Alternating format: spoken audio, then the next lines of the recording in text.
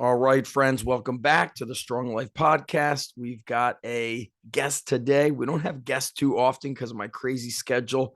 We're on the line with Mike Bewley. Mike is down in Clemson, South Carolina. And Mike and I have never met in person, but we've chatted quite a bit through Zoom and through phone call as I was trying to get some of his nutrition, his supplements into my high school. And he's got quite the experience from the college sector, longer than I have in strength and conditioning, which we don't get too many guys who've been in the college sector from. When was your first college job, Mike? Was it late 90s or early? Yeah, 98. I started out as a graduate assistant at University of Nevada, all the way out in Reno. So Kentucky boy, got a call. I said, in fact, I'm sure a lot of people know Leanne Blinn. Oh, yeah.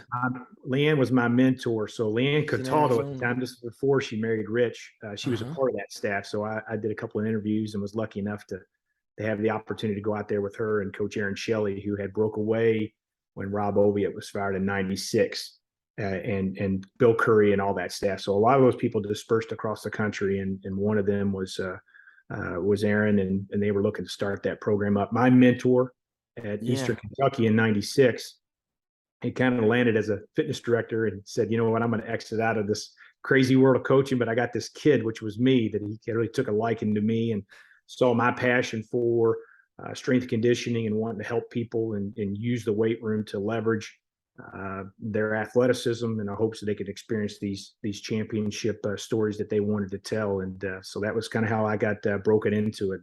Packed up the car, 2 18-hour days, man, and it's been a crazy ride ever since, and one I would never change. It's interesting that you said, like, he's like, I'm getting out of this crazy industry. Like, if he thought it was crazy in 1998, I wonder what he thinks now. Like, it He's is like, still a fitness director. yeah, I mean, Yeah. crazy is an understatement. When people, I like to be very transparent during the podcast. So I'll talk about mistakes I've made, ups and downs. But when people tell me they want to be a strength coach, I give them, I almost tell them not to do it because what I'm seeing, at least from like this bird's eye view, is in the colleges, a lot of the money is coming from donors. So we're seeing 50 and $100 million sports training facilities, but then you're seeing the strength coach making 40 grand, 50 grand. Certainly there's coaches making over 100 or 150 grand. And then football, you have some of the larger income, but you don't see a lot of growth. You don't see a lot of strength coaches retiring as strength coaches. They're getting pushed out. And I'm the reason why I deter people is I don't know if people truly have the passion, the love, and the guts for it.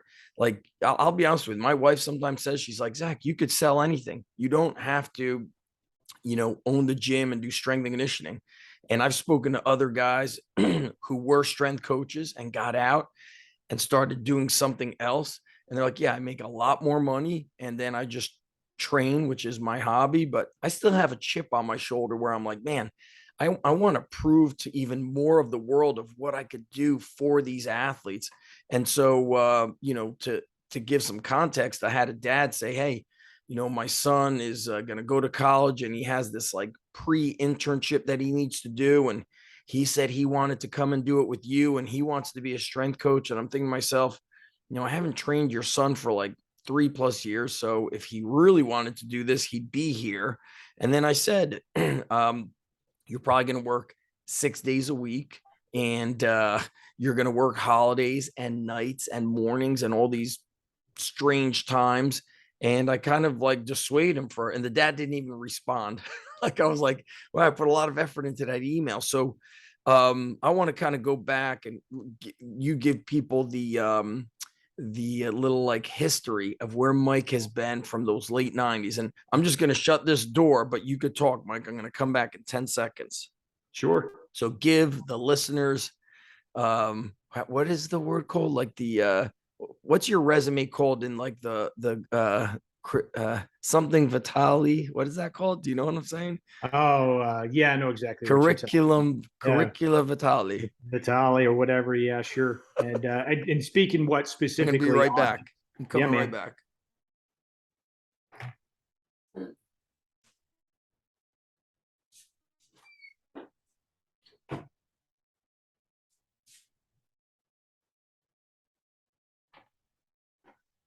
All right, Mike, we're good, my bro.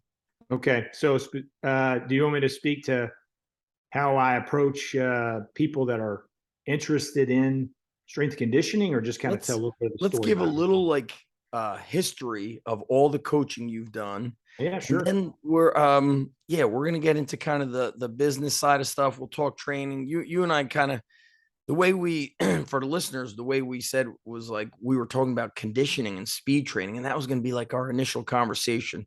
We'll definitely come to it, but you have a real long history of coaching, but you're young. I think I might be older than you. I'm 46. You've got a lot of years in coaching, and that's impressive because most people don't last. So you were at Eastern Kentucky as a GA. At just as a graduate, just learning the ways of the force, if you will. I had my encyclopedia of bodybuilding Love and my that, Mike. dinosaur training book, and I was trying to blend those two together. Those, Mike, I when I did Iron Roots for Play, I I covered those know. two. You I watched that episode and I had all these floodbacks of memories and rushing, and just I remember that book, amazing. and it disintegrated because the spine on it was horrible, and was always flipping through it and stuff. But I love those books. yeah, just for me, obviously, I got at Nevada, and I guess I'll tell a quick story on me and one on Leanne, and it's. I remember my first day, and I was always raised in a house where God gave you 2 ears and a mouth, so you don't say a whole lot. And this Yes. was the first time I'd ever been in a collegiate weight room, and I didn't say a whole lot. I knew a lot what was going on. I felt like I could have probably coached those guys up and the gals up, but I just wasn't. I was just absorbing that day, right? That's kind of how I operate. And at the end of the day, head coach Leanne calls me in the office, and she's like, "Hey, man, do you really want to do this?" And I'm like, "Yeah, absolutely. I want to do this. What do you mean?" She's like, "Because you were a freaking church mouse all day today." Oh, He goes, "Make sure when you come back tomorrow, you prove that you want to do this. Otherwise, you need to pack your crap up and leave, because the head coach right now thinks he hired the wrong guy." nice. That was my first day as a collegiate strength coach.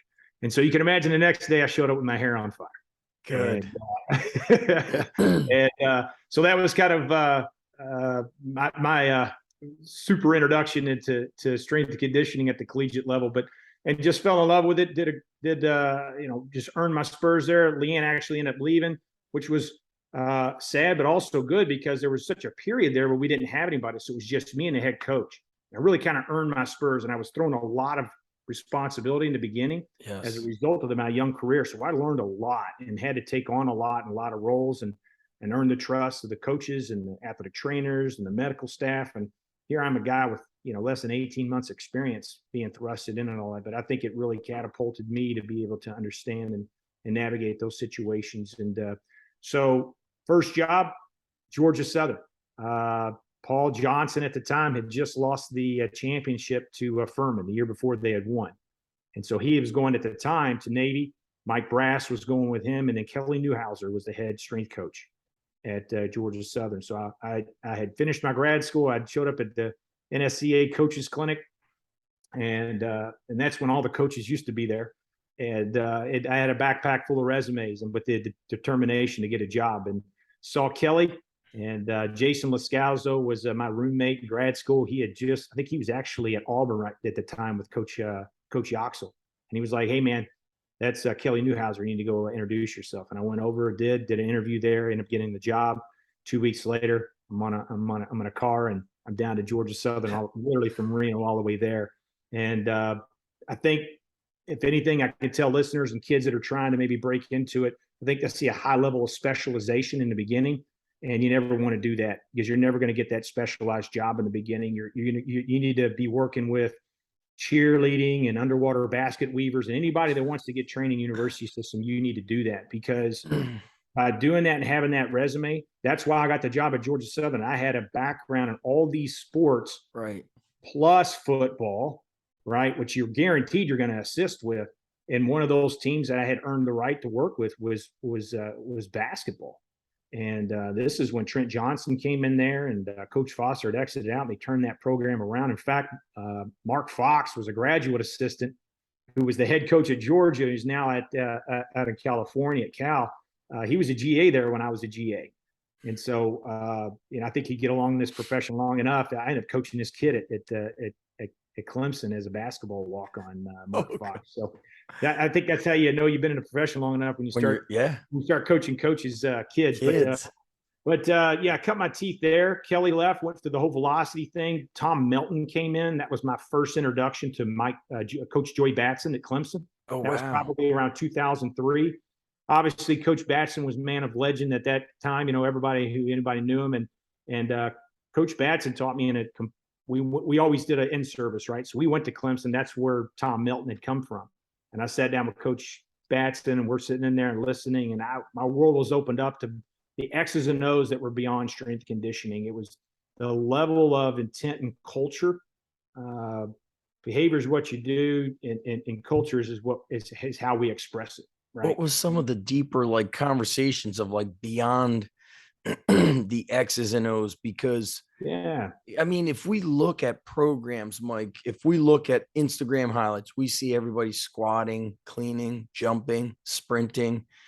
And so we're doing quote unquote the same stuff. What was the differentiating factors that you were picking up on? And how long was Coach Batson there at the time when you got there? I don't know. I know Coach Batson's been there over 30 years now. So this was back in 2003.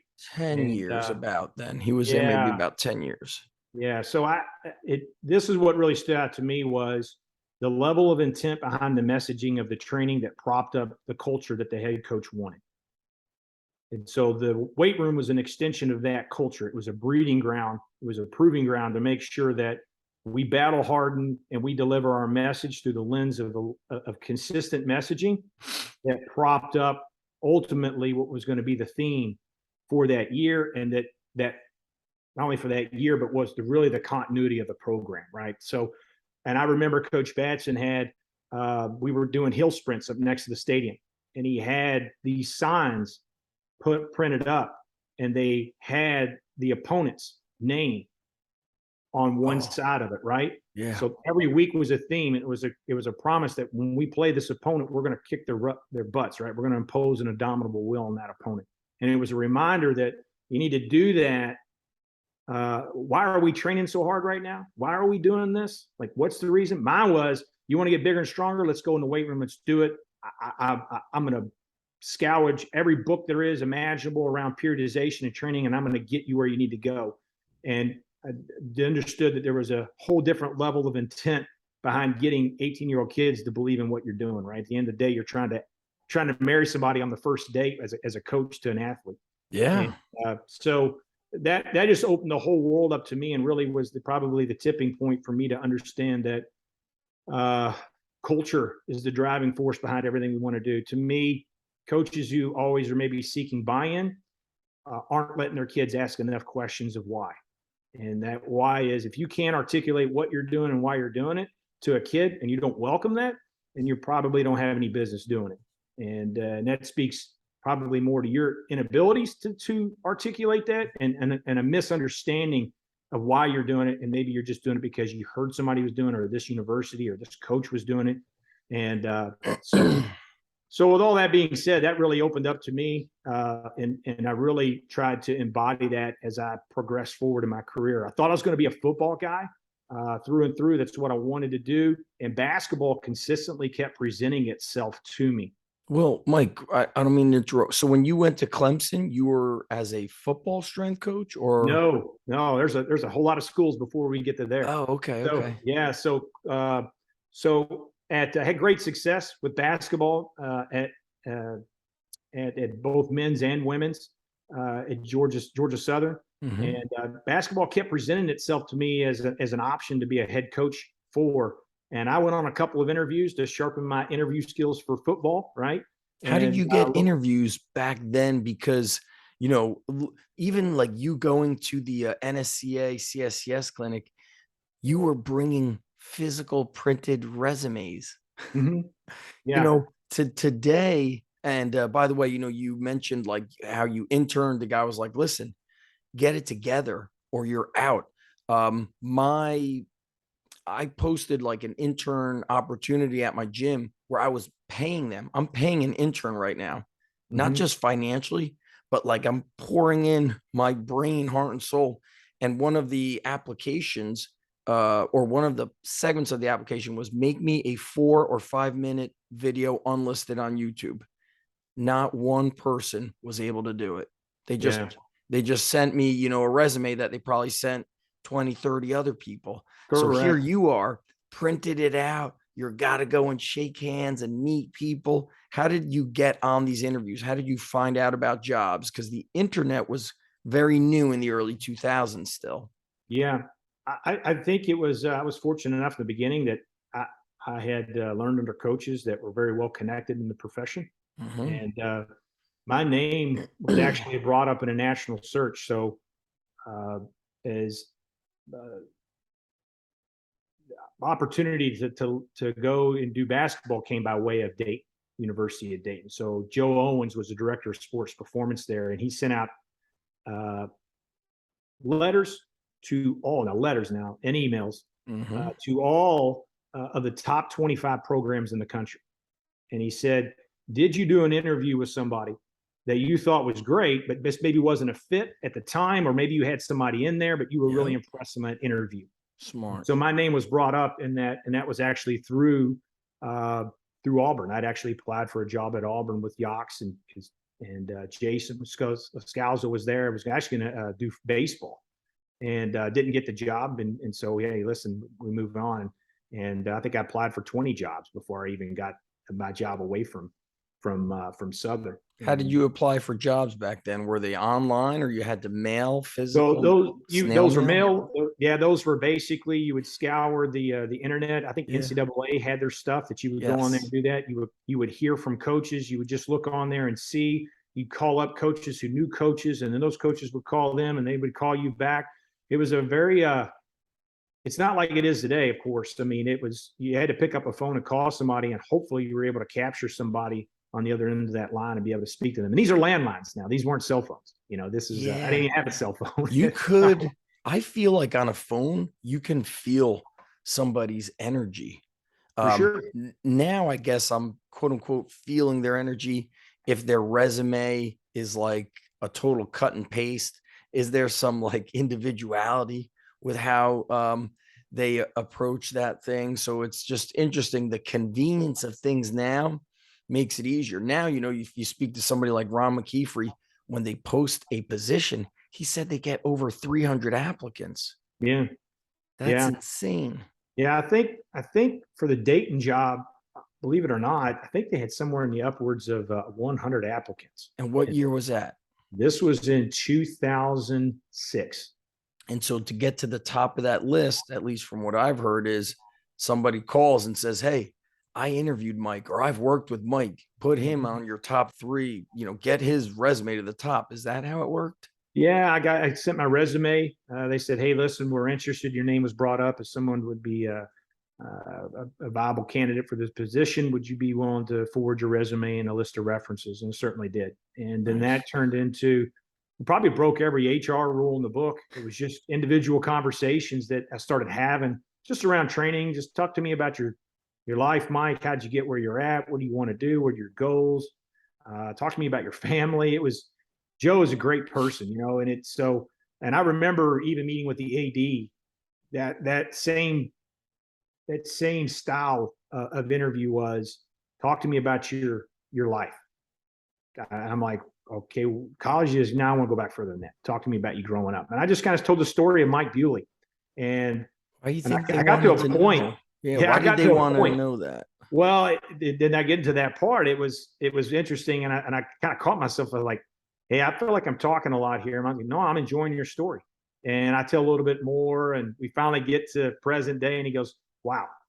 He's like, you had me captivated in your conversation. I know you'll be able to coach a weight room and command a group of people. Oh, And pretty neat trick there. And to your point, everybody today has a resume, everybody has a cover letter, everybody has references. mhm. So I would always ask for the videos. I would ask them to take a personality test. I would ask them to do these extra things, and I would put a sense of urgency around it in a timeline.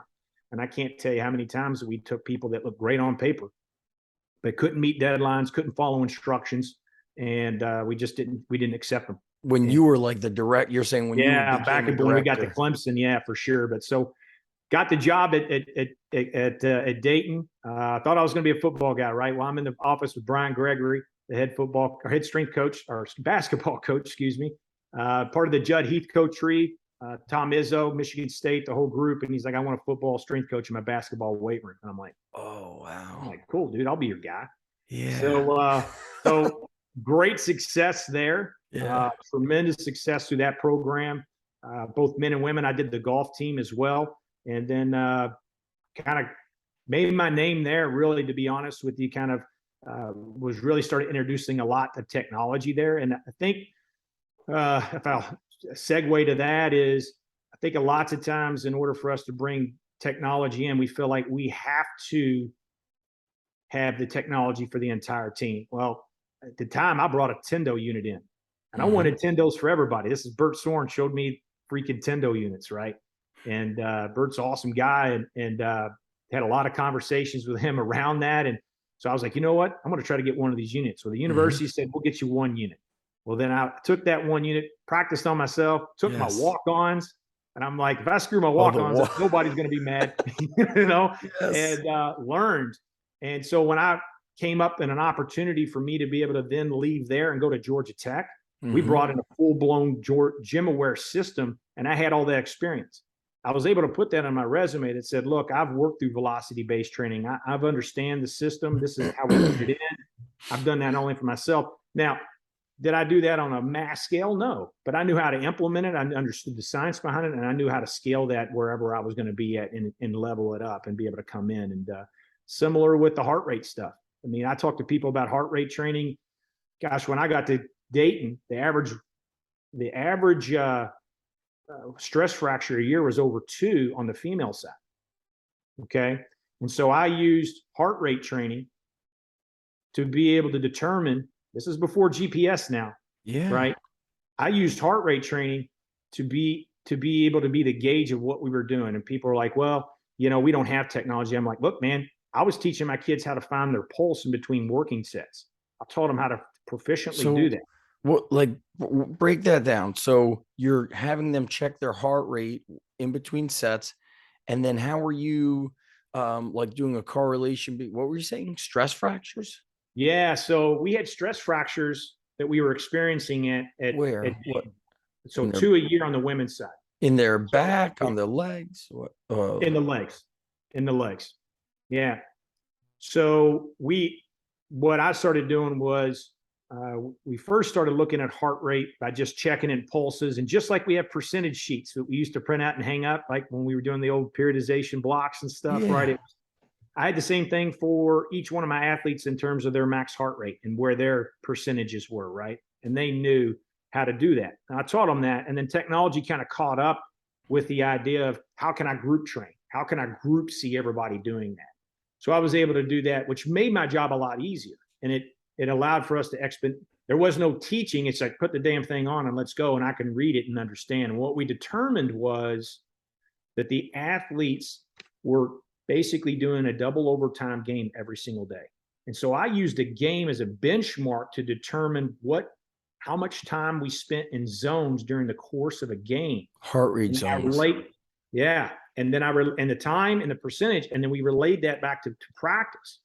And then that allowed me to understand how much are we playing in a game. And so, you know, when I initially brought that to the coaches, it was like, well, good, because I'm going to make the practices so damn hard that the game seems easy. And I'm like, man, that's a bad recipe, because I'd be like, you know what? I'm going to go run this marathon, but I'm going to go run a marathon and a half before I run the marathon. I don't think you performed really well at the marathon. You know? So you were almost doing like a a bootleg GPS. Yes, in some ways. I mean, as the technology increased, I was able to get that. But still, even to this day, heart rate is 95% of the data that I would look at. So, and what I discovered over the years, I've been doing this for, gosh, almost 20 plus years with the heart rate stuff, and even as technology advanced, was I know that 75% of the game is spent at 85% of your max heart rate. Say that again. Say that again, Mike. 75% of the game is spent at 85% of your max heart rate. In basketball. In basketball, 15% is spent at 95%. Right. Man. So for a 40-minute game, 36% of the time of basketball, you're at either 85 to 95% of your max heart rate. And pretty amazing, right? Yeah. And the different zones, right? To be able to know that. And so that had a huge impact on how we coordinated practices and how we communicated that to the coaches. And respectively, like when you start communicating this stuff to the coaches, you have to make it relatable in terms that the coach understands. Because again, it's hard to forget what you didn't know. It's hard to unlearn, right? Oh yeah. And if he handed me the offensive playbook and said, Mike, I want you to run the offense today, that'd be a gross misrepresentation, right? It'd look horrible. And I have to take a look at it through that same lens. So as much as capturing the information is, how do I disseminate that information so that the coach feels comfortable about what they're reading so that they can make the most informed decision heading into game time, right? And so when we looked at that and related it to those zones and saying, look, this is what we're doing, we're covering 3 miles in a game, but we're changing direction every 2 seconds. Covering 3 miles in a game. And changing direction every 2 seconds as you're covering that distance. It's interesting that you like bring up these numbers because I try to estimate also with our basketball players. And I told them, I go, you're probably running a 5K or 5 miles in each game. What do you think they do in a practice? About the same? About the same. So the question is, so there's a mechanical load, right? That's a mechanical load. Then you have the physiological load. And then I also would take and look at, we always do the RPE. So to me, that's a psychological load. I love that. Mike, people look at those 3 blocks and try to make a 3-dimensional RPE model and not just look at a 1-dimensional number. You see, to me, that's, I don't want to say it's everything, but it's huge because especially, I work with so many wrestlers, but I think it's has a prevalence, like even basketball, I consider it a contact sport. It's a lot of bumping and banging into people, girls soccer. And so us as coaches, we might be looking at a practice and being like, hey, this is a 5. But if you allow them to anonymously rank on a scale of 1 to 10, somebody might say it's an 8, it's a 9. And I think if we look at like research from like the best like weightlifters and like Louis Simmons would speak about this, they tended to hover around like 75 to 85%. Whereas like people want to try to max out all the time. Yeah. And so I like that you had that psychological aspect. Were you ever off? Like you're thinking in your mind, the RPE of the training session, or when you're watching a practice, you're saying RPE of this practice looks to be a 7. And then the kid's feedback is like that on a scale of 1 to 10, I was like a 15. I'm exhausted from it. Did you ever were off? I was in the beginning when I would maybe take over a program. Yeah. Usually when I'm taking over a program, it's to fix something that was broken. Right. Yes. And so, and with that being said, sometimes it's just them understanding that, dude, that's not very hard. Because I'm looking at the numbers and what you perceive as hard versus what physiologically is going on. That's a great metric to be able to give the head coach and say, this is where your guys' mental, we always want to look at who's mentally tough. What a great barometer to be able to look at that. This is really actually the physiological and the mechanical load that these guys experience today, or these gals. And this is what they think they did. So, right. So, but then you start changing that, right, with your culture and the language that you use and creating that buy-in and talking to them how you're going to, support their goals, right? It can't be just be my goals for you. It has to be your goals. It has to be aligned with your personal missions and things that you want to do with that. And so we kind of evolved that. But at the end of the day, when we were able to get those numbers, then luckily the coaches, were, and this is like it was met with fierce opposition. Trust me, when I first brought all this up, this is not a beautiful picture. But I had to consistently figure out ways to make it relatable to the coach and continue to try to do that. And it was hard, man, like not to take that personal, right? Like man, I'm giving you this information. Like, why are you not listening? And again, I always had to remember, like, they don't understand. We've got to go down this path and do it this way. And this is the process. But lo and behold, we started changing what we were doing, the intensities and the occurrence of intensities, right? Which is a big thing that we were constantly doing.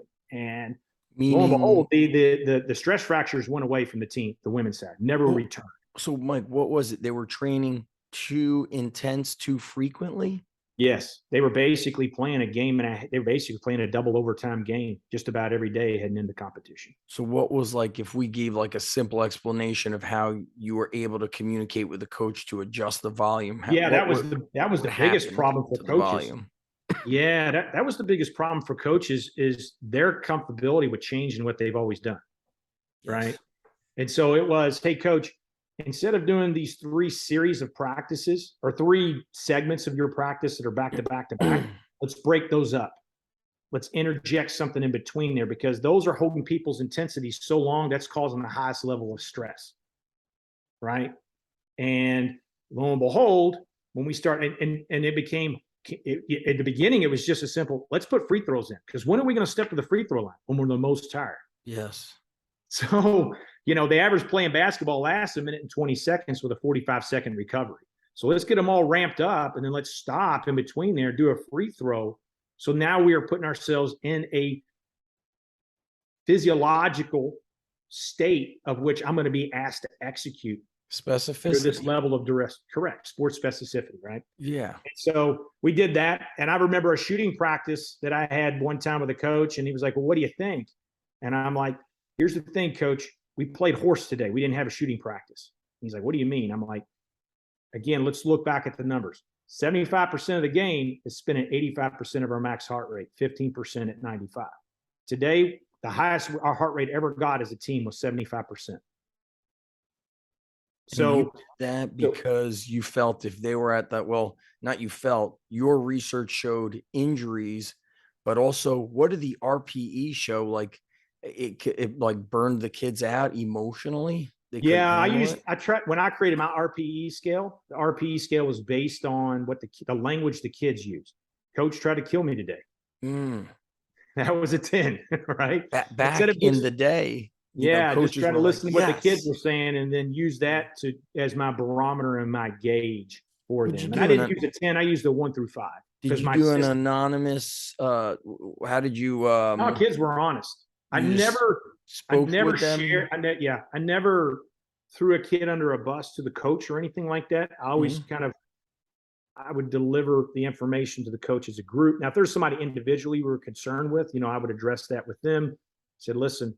And that was more or less around behaviors. Like, your behavior isn't where it needs to be. I'm going to have to address this with coach if we can't get this corrected, right?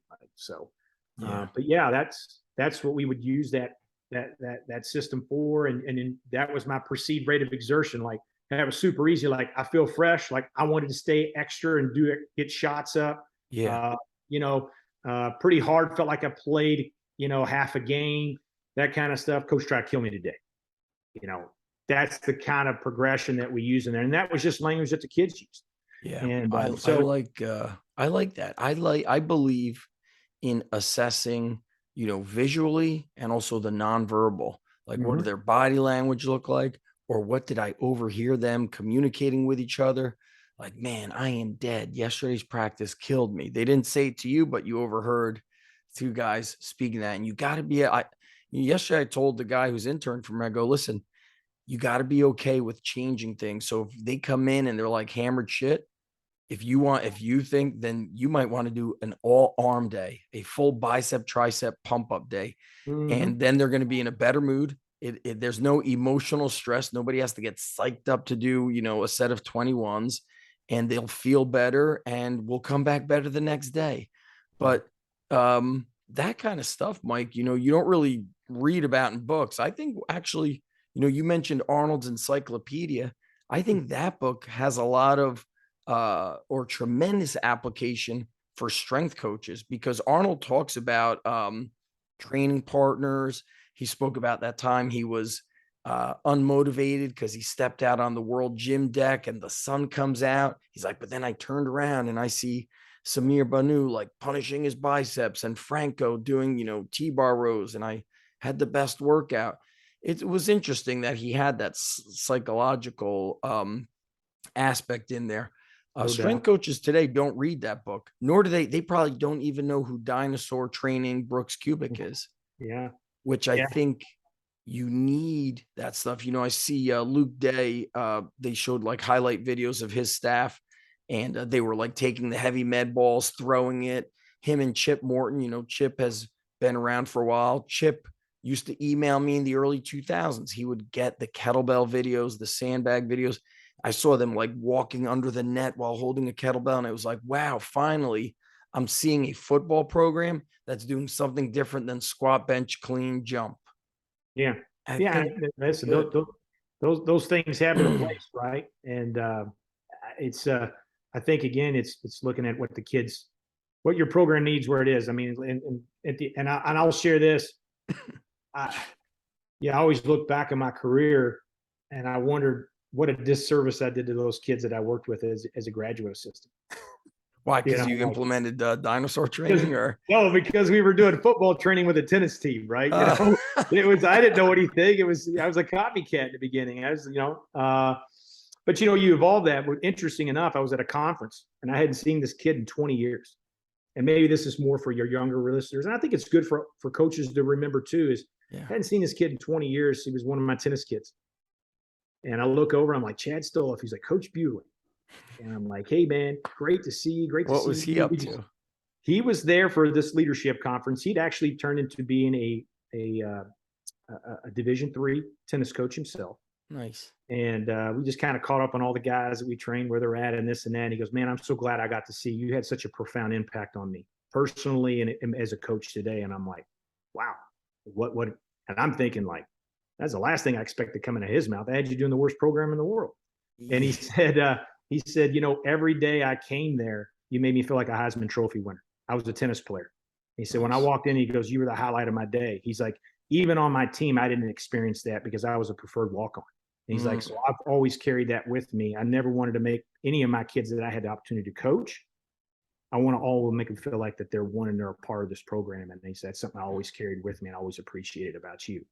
And that just reminded me that, like, here I am, even that many years ago, still caught up in the X's and O's of, making sure that we're doing it the right way. Right. And again, at the end of the day, it's a profession about relationships. It's a profession about people. And it's not just letting athletes know that you care. It's how they experience the way you care about them.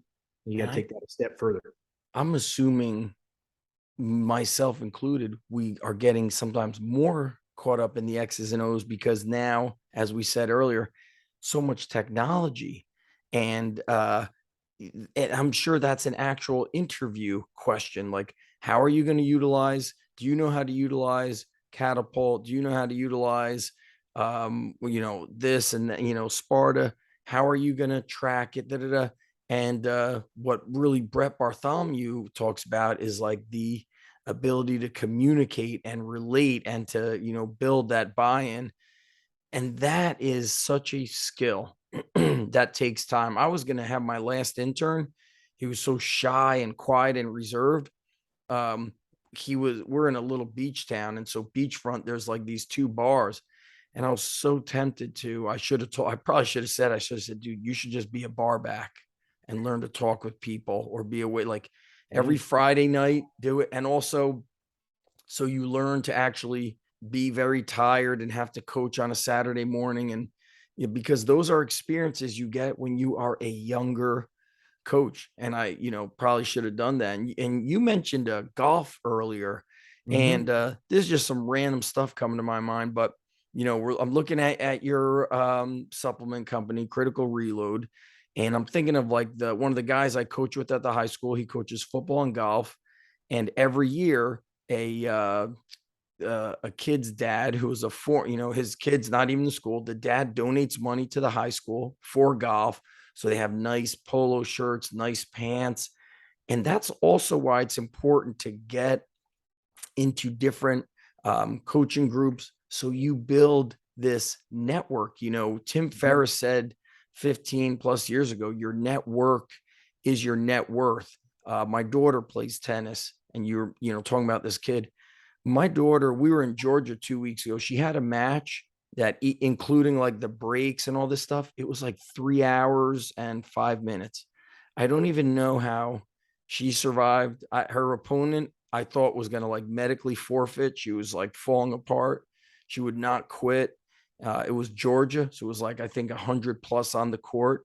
And I'm thinking to myself, wrestlers are tough. It's a 7 minute match in college, 6 minutes in high school. I'm like, this is 3 hours. My daughter didn't have a bathroom break. I couldn't. And that's also why, as coaches, you start learning these different sports and the intricacies of them. And then the other intricacy is, who do you meet? You met this tennis player who's a coach. Um, and, or what if he's a tennis pro, worth millions and millions. And he's like, Mike, I see that you've got this supplement company. I want to help you get it to this XYZ level. So I think you're correct on many of those levels.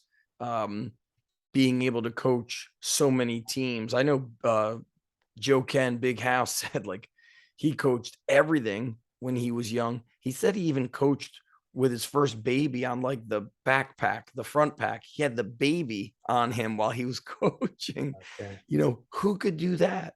Do you know Yeah. what I'm saying? Like, how many coaches today could do something like that? So I want to talk a little bit about two things here. You've got your supplement company, and you were with Play. I've worked with Play before. Love those guys. We've hired them. They did flooring at my, I had a gym up in like North Jersey. They did iron roots for me. Brett actually used to come to Manasquan. So I met Brett in my hometown. But so you were working for Play as like the director of education, but you also had your supplement company. So let's talk about, you must have interacted with, I can't even imagine how many coaches and administrators. And did you also work with, let's say, people who were in charge of like campus recreation? Who were you interacting with so much, and what were like some unique takeaways that you didn't expect would come across you?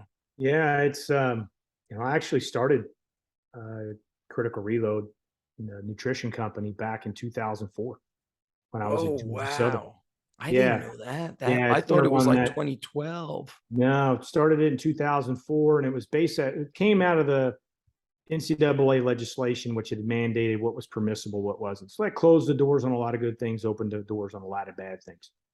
And we were referring kids to GNC, and they never came back with anything we told them to. And lo and behold, one of my kids popped a false positive, and that's just kind of the straw that broke the camel's back for During me. what, like a urine test? Yeah, doing the drug tests and that Yeah. kind of stuff. And it was, I said, you know what? Like, I'm gonna explore this. So I already had a minor in nutrition at the time. I was also a certified specialist in sports nutrition.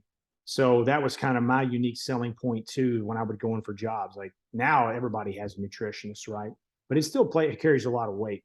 And so I got with some people that I were friends with at the Power Five, and I said, look, if I develop this product, would you buy? They said, hell yeah, we would. So that gave me a seat at the table from a buying volume standpoint, and to meet with some food scientists. And I said, here's the science. We want to pair it with this.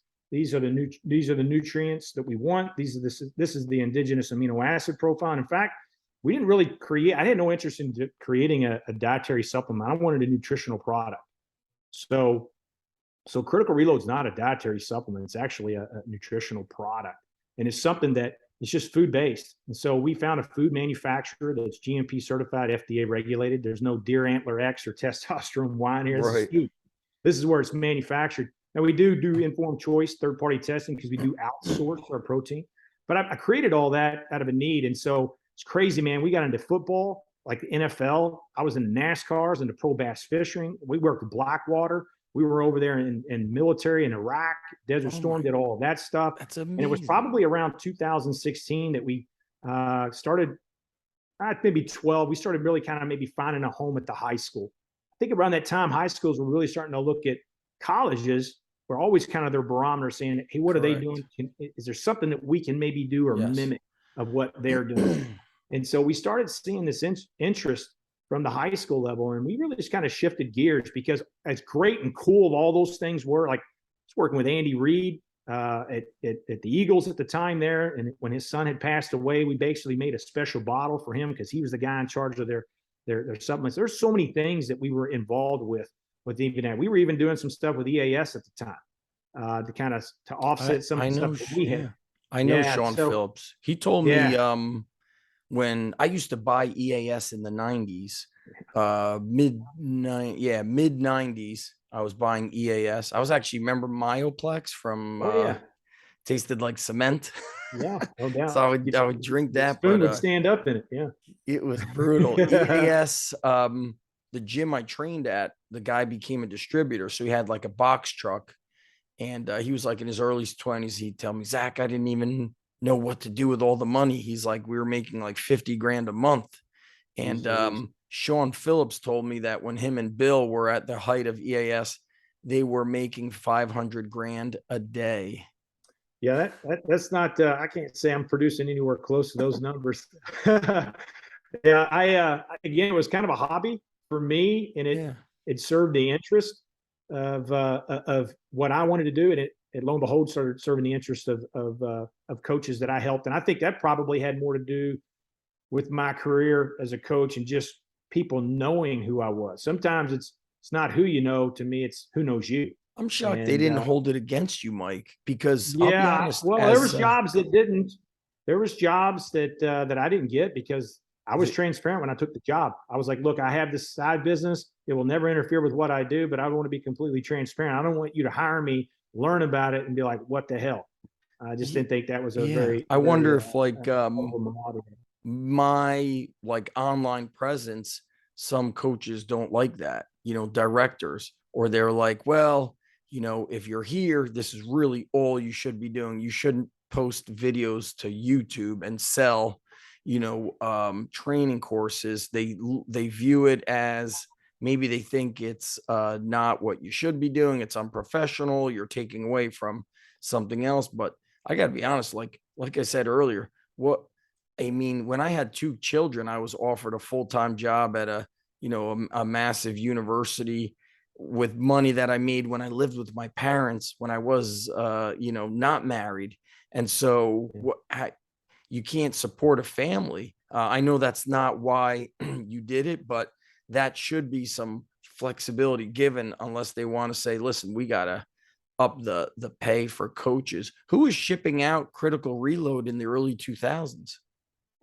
Yeah, that was, I had a team of investors that came in, and lo and behold, found out they were stealing from me. So I'd end up buying them out in order not to go to court. What did they steal? They stole the they were like fudging money. Yeah, they were siphoning the money. I was a strength coach, man. I just, give me the product. I didn't looking at the books. I've been there before. Yeah. Yeah. So, there's a lot of growing pains that happen through it.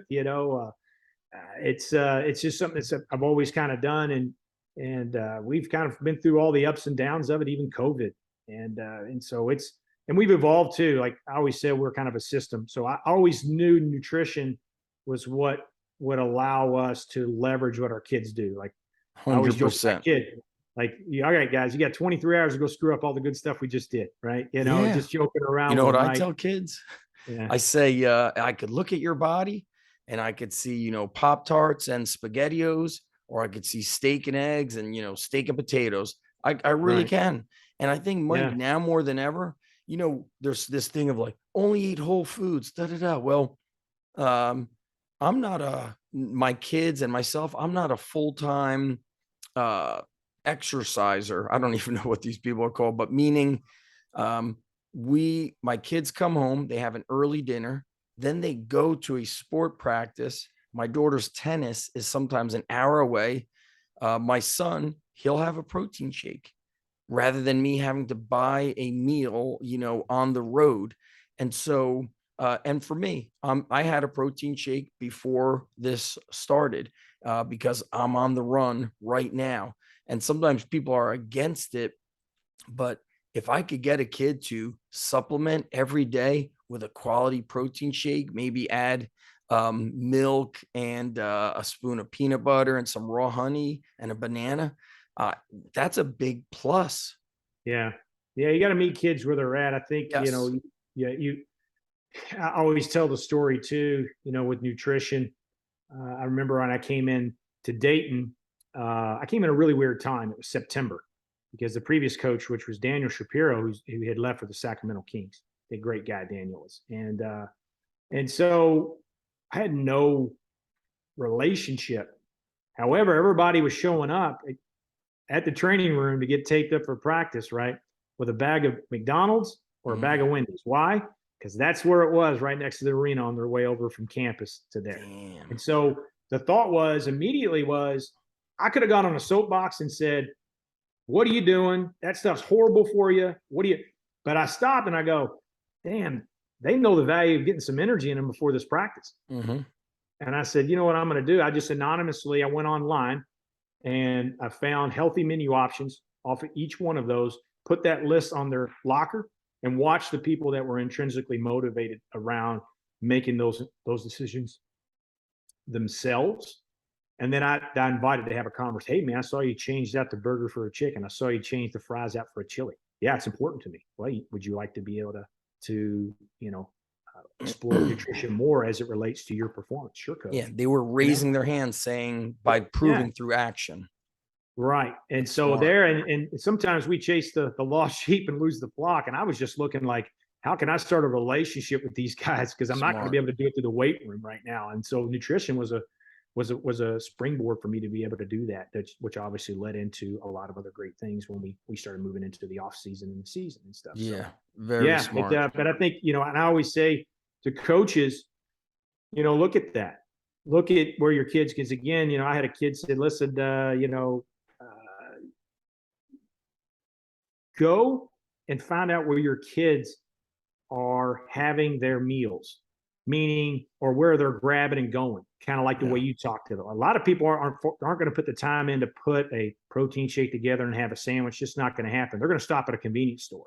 Find out. I guarantee you there's a convenience store next to you. And I remember when I was in Nevada with my certification, I got the whole football team in there, and I'm talking about this is where you need to go in the grocery store. And I got a kid raise his hand. He goes, "Coach, I've never been to a grocery store."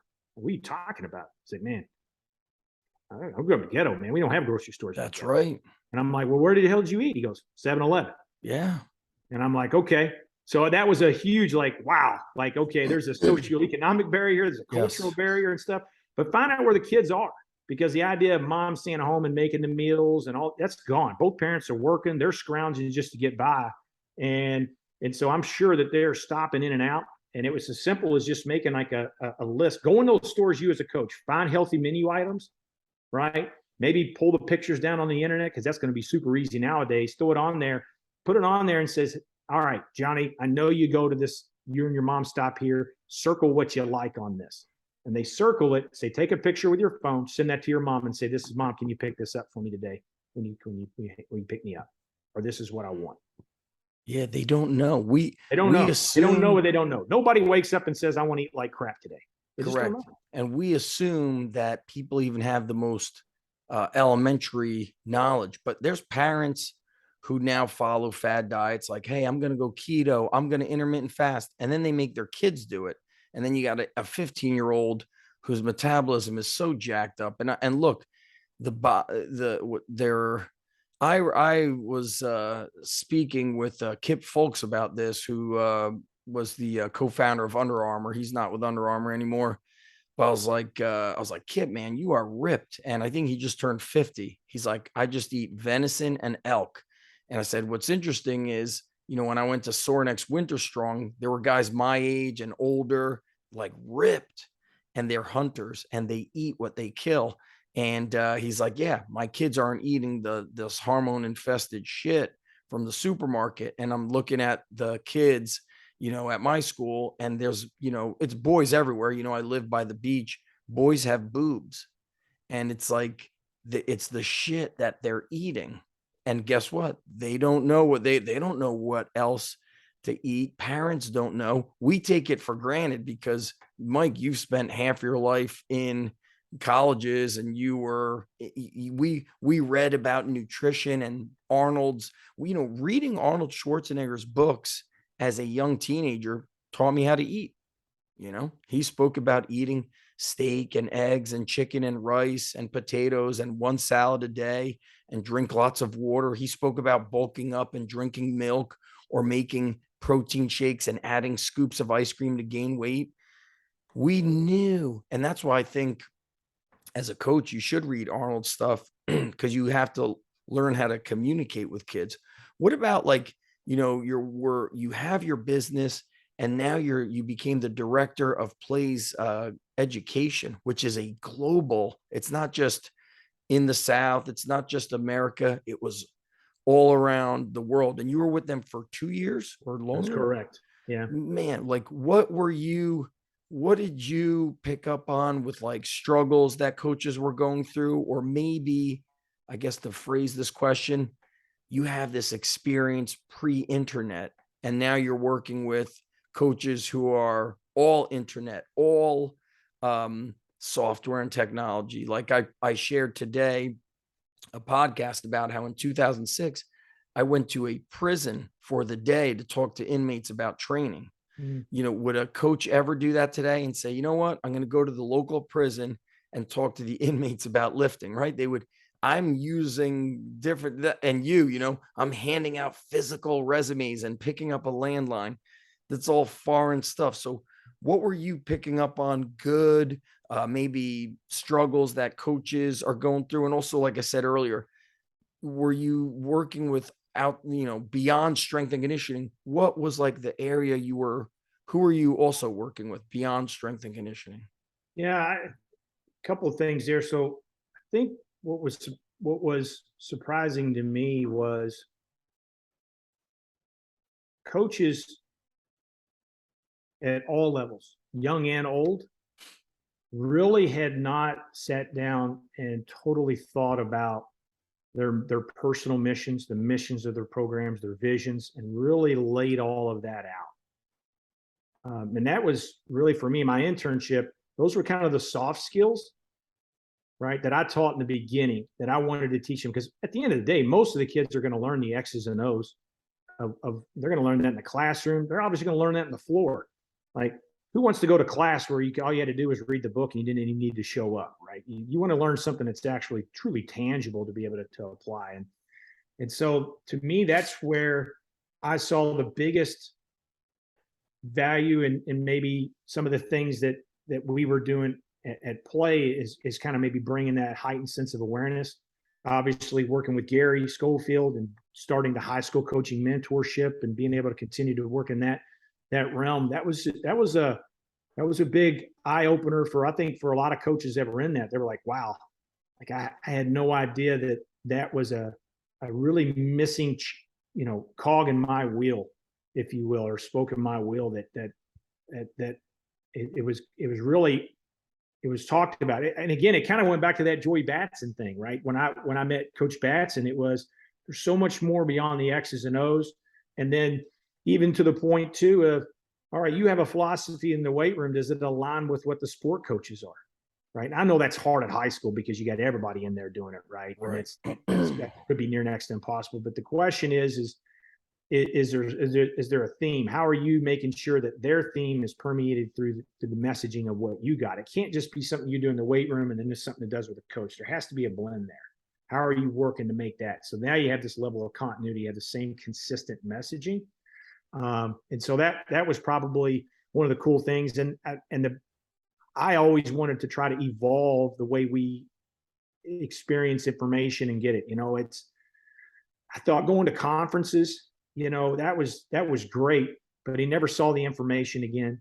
And it was really hard to find somebody or ask questions with them. So I wanted to create a community where people could connect to learn on their own pace and their own way, but also connect with the community around what they were learning to continue to evolve. So two things that consistently were brought to my attention as a result of that is that we appreciate the freedom that we have now to learn.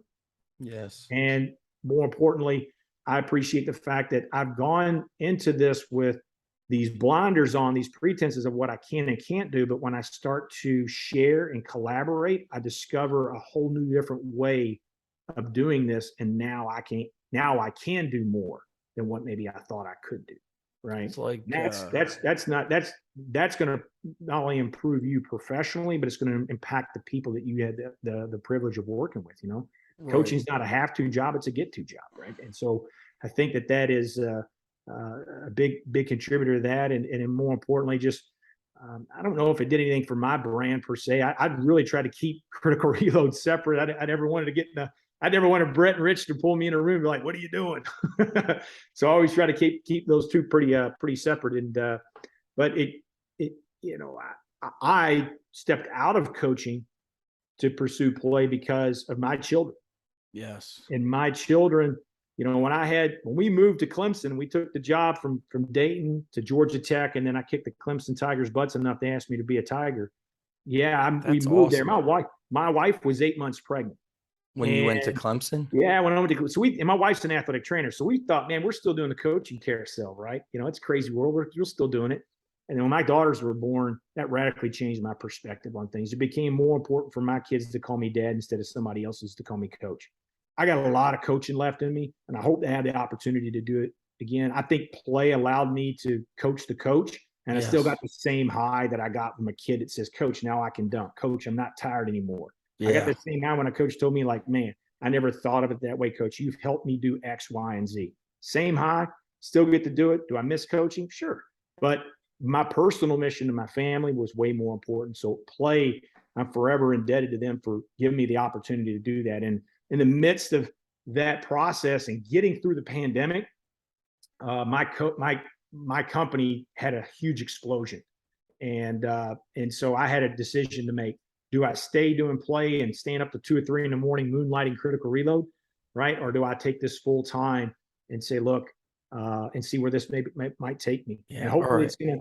Yeah. So I stepped out and did that, and so that's what I'm doing now, full time with that, and just grinding. Yeah. I was going to ask, like, Yeah. what was the I struggle of being full-time play plus Critical Reload? Well, you just said, like, moonlighting, staying up late, which I think is doable and at times necessary. It's doable when you're in your 20s. Are you in your 40s, Mike? I'm 46. You're not the Yeah. same Oh, me age. Yeah. too. And Yeah. so, listen, my energy at 9 o'clock, I'm like, man, I just got to get to bed. Yesterday I ate dinner at 9 o'clock. That's the reality of it. I coached till 7. Then I spent time with my intern and a guy who went through my cert till 7:45. Then I had to come home, podcast for a seminar we're doing, dinner late. It's tough. I want to ask you 2 questions before we cut out. I don't want to crush your time. So No, you man. were when you went from Georgia Tech to Clemson, and by the way, I spoke at Georgia Tech around, when did you leave Georgia Tech? 2012, 2011? 2016. Oh, okay. Yeah. So I think I was there. I spoke at a hammer clinic, and it was beautiful there. I mean, Yeah. I was That was, in yeah. awe. Coach Sisk was there, right? Yeah, I was. Yeah. He's an awesome guy. He tried getting me there like each, a year and 2 years prior, but I was always doing my certifications, which, like you, I really chilled out on that stuff because I don't want to miss a tennis match or baseball game.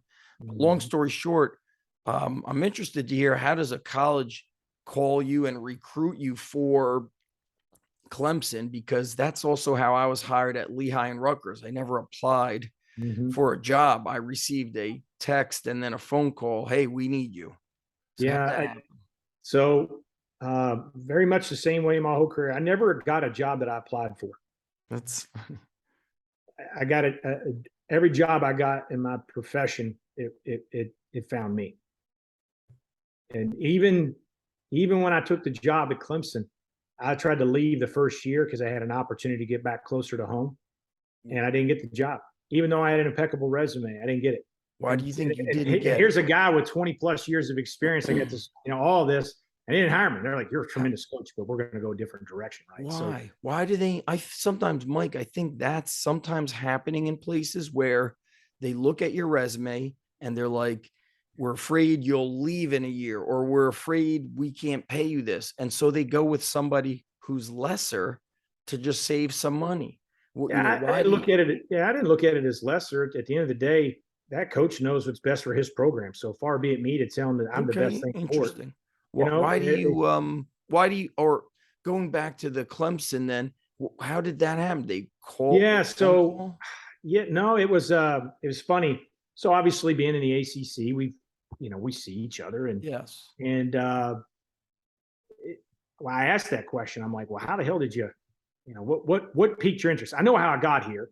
My name was again brought up in a national search. So the AD that hired me at Clemson at Tech went to the job, got the AD job, Radakovich, now who's since left and gone to Miami, right? And so when Nice. Brownell said he wanted to make a change, he's like, you got any suggestions? He's like, you need to check out the guy left at Tech. And he's like, Mike Bewley, who the hell is that? I don't know who that guy is. Well, he called one of his guys and they're like, you need to check out Mike Bewley. That guy's rock solid. He's like, what? It's the second time I've heard this dude's name. And then he asked one of his assistants, he says, if you know anything about this Mike Bewley guy, he's like, yeah, I watch him during warmups. That dude's unbelievable. I watch him with the Like game team. warmups. Game warmups, yeah. It's like I watch him and how he interacts with his kids, and I watch how they respond to him and how responsive they are and how his Never energy. know who's watching. You never know who's watching, man. And and he goes, and so that was the third time he heard my name. He's like, well, I got to at least meet this damn kid, who the hell he is. Mm-hmm. And it was a Sunday evening that he called me, and we talked for about an hour and a half. Coach did, and he said, hey, look, I've got some other candidates I'm going to bring in, and I'll let you know what I think after that, and we'll be in touch. And about 20 minutes later, he called me back. He goes, to hell with that. He goes, I had a hell of a conversation with you. You want the job? And I asked my wife, I said, you want to be a Tiger? And so that's kind of what happened. She goes, get the hell out of Atlanta traffic, you bet. So, yeah. That's what happened. Tech was awesome. Tech was great. I love it. Yeah. I mean, and it was tremendous. It was no knock on them in any way, shape, or form. And Scott McDonald was the Olympic director there, who was my supervisor at the time, and he's a tremendous person as well. And that was a unique thing because, when I came to Tech, I took his position. Right. And so even my head coach sat down with me that took the job and said, listen, if I bring you in, you're going to be able to work. I'm like, I can work with anybody. Like, yeah, sure. And I remember my conversation with Scott. I was like, look, man, heard a lot of great things about you, and I'm not going to even pretend to be a better coach than you. I'm just a coach that doesn't have to try to reinvent himself to meet the expectations with the new coach that just got hired. That's the difference between our roles right now. It's not that I'm a better coach than you. It's just it's hard for you to try to reinvent yourself and who you are. And these kids know who you are under the coach that you were, what this coach is asking. And I've always respected Scott for that. He could have made my life an absolute miserable hell, and he didn't. And I've always he'll always have a special place in my heart. That's cool. For his profession, for that. That's very cool. And so the guy who interviewed you, he was the AD or the basketball coach? The basketball coach. Yeah, the basketball coach, Coach Brownell. Awesome job. We went there. We did had great success there with Coach Brown. We went to Sweet 16, first time in ever his career, is only the fourth time in the school history. We went to the World University Games, won an Olympic gold medal. Never dreamt that I would win. Where was that? That was in 2019. Where was it though? Italy. Wow. Yeah. That's cool. It was absolutely incredible. What an incredible experience. And what a great way. And again, we had great success at Dayton. Coach Jaber and on the women's side, and Coach Gregory were just incredible. Conference championships, winning NCAA rounds of 32, winning an NIT, beating North Carolina and Roy Williams. That really kind of catapulted us and put us, the staff, in a position where Coach Gregory took the job at Tech and brought me and one other assistant with him. Interesting. Yeah, which was awesome. You talking about Clemson, I'm like, wow, I wonder how long Coach Batson will continue to coach for, if he's going to finally say, you know what, time to just rest. And he's been there over 30 years. And then I would like to close with this final question, Mike. We're the same age. You mentioned you'd love to get back to coaching. Do you think the administrators will look at us like we're too old? Because there's a lot of strength coaches who get cut from major programs in their 30s and never make it back into coaching. Yeah, it's a good question. I maybe, I always kind of joke, Ron and I even talked about it. At some point, I'm going to lose my job to somebody with bigger traps, I used to joke about that, right? He's going to have traps at the bottom of his ears, right? Yeah. I don't know. I think if you go in, you're well-spoken, you articulate your message. Listen, and that's why I wasn't frustrated when I applied for that job that I didn't get. You know why? Because I went in and I was completely honest about what I wanted to do and how I wanted to do it. Yeah. And that was in alignment with what I thought the coach wanted.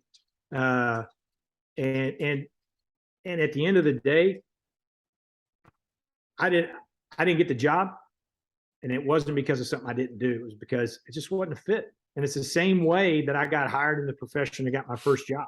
Somebody called up and said, "Hey, look, this dude wasn't a fit for you, but he might be a fit for us."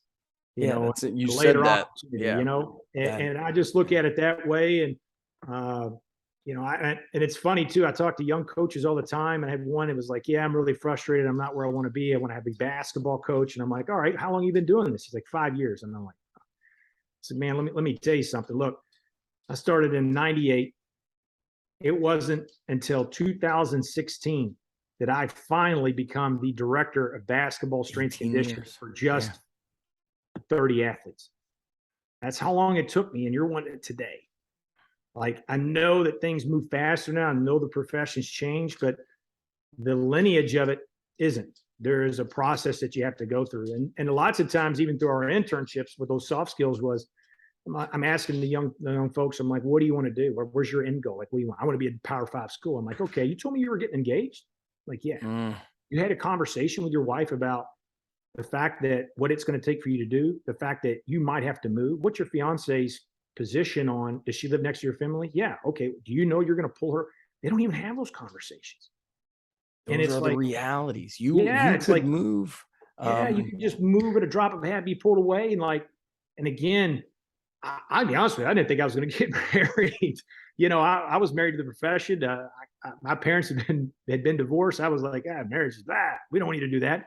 And you know, lo and behold, it just happened. And my wife was an athletic trainer. And again, uh, those are questions that you got to have. And as a young person, and I think you're so task oriented with getting something done, you don't stop to ask those soft skills with somebody you're getting ready to ask to share the rest of soft your life with. skills. Right?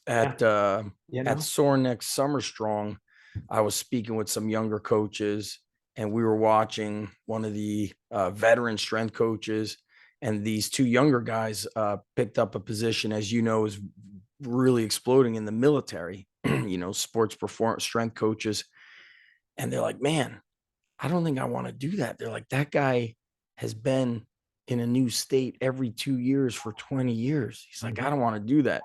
And for me, my daughter is going to be a sophomore. So my son will be in 8th grade. I can't move. I really can't unless it's some crazy life changing opportunity. I can't extract them from a community that they've grown up in since they were babies. And the heartbreaking thing is in our profession, Mike, administration. I don't remember who I was talking to. This guy got released on Christmas Eve. He got a Mm, phone call on Christmas Eve that he's being released. yeah, How bad is that? yeah, Did they do that in other fields? Like, I don't know. yeah. I don't know. And I was never. I knew that was always a looming question, and that was Sure. a concern, right? You know, but I never wanted to. I didn't worry about that until I had kids, and it wasn't because Right. I would get fired, because I know I could go get another job. I was confident enough that would happen. The concern I had is, where was that next job going to be? How far Yeah. was it going to be away from my family or my family's family? That's Right. huge. Yeah. Right. And you know, I was raised by a village when I was a kid growing up. Family is important to me. So I wanted to make sure that my kids had that and had that experience. Doesn't mean that people who stay in the profession that are lifers and do it and their kids never see their grandparents or they're bad people. Hell no. I don't want to paint that narrative. And I don't want to put myself on a pedestal that says I'm better than you. Certainly not. Just me personally, my personal mission, that became more important for me Some when people like it to happened. move every 2 years. It's an Yeah, adventure for them. I tell They you what, see it I've as accumulated a lot of crap, you know, and it's been fun. yeah, they say I it's tell you that. I exciting. can remember the first 2 years us not even hanging a picture in our house because we just had the walls painted, so we didn't want to have to fill up nail holes in case we got fired. Yeah. You know, it's that life. You know, and you look back on it, you're like, God, that's insane, right? But you know, but when you're in it, you're like, this is part of it, man. That's what Yeah, you. I mean, that's like the military families. You know, they kids like I know Kelly Starrett. I think was like grew up in Germany on a military base because his dad Mm-hmm. was in the military, so they move around a lot. So we could talk about this all day. So to be continued again. So Mike, How can people connect with you? And for especially high school coaches, you and I connected on this.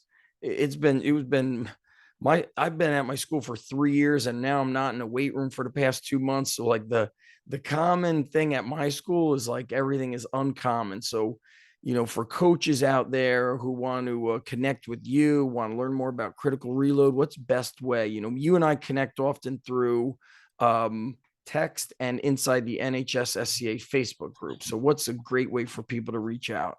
Yeah, obviously the NHSSCA Facebook group's a great way. I mean, you Yeah. could type my name in and on Google, and there's 1,000 different ways. You can get through me through LinkedIn. You can do it through any one of those. IM me. I'm pretty responsive.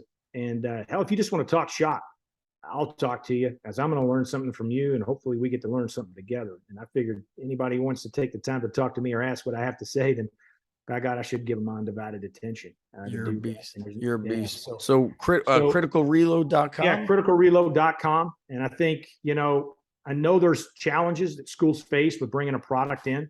And I Yeah. think one of the things that we've done with the education is we've developed what is called Critical Reload TV. So it's a streaming service. So you Oh, literally put a fire stick in the back of your TV and you get 48 weeks of themed nutrition education to your kids, right? And so think BW3s. So instead of chicken wings and sports trivia, you get the weight room with nutrition education.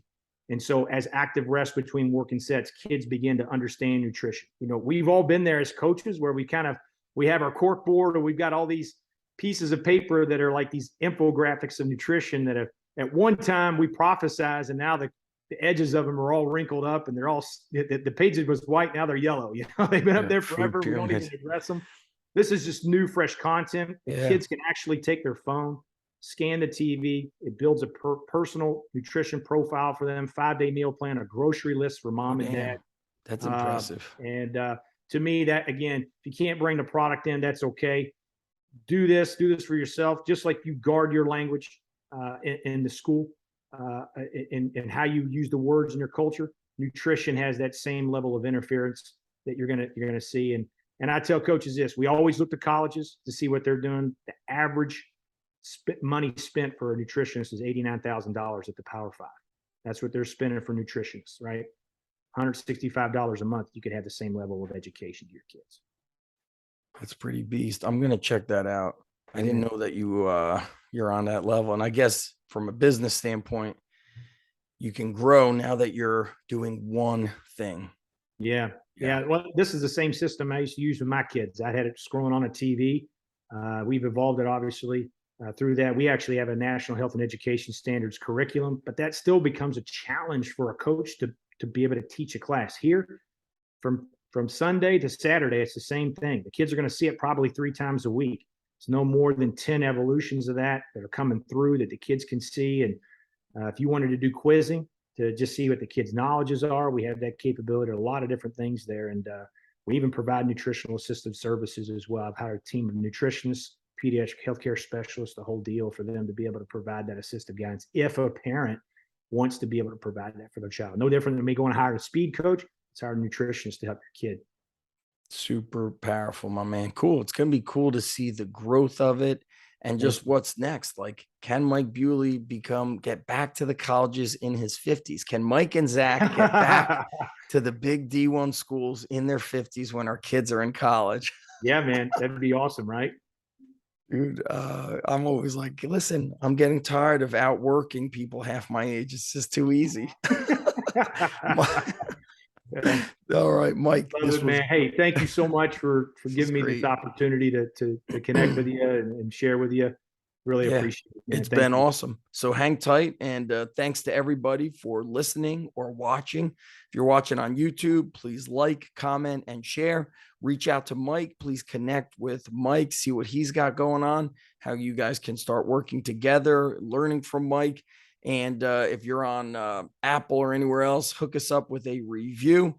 And that's it. We'll talk to you guys soon. Mike, hang tight because I'll be chatting with you in a second.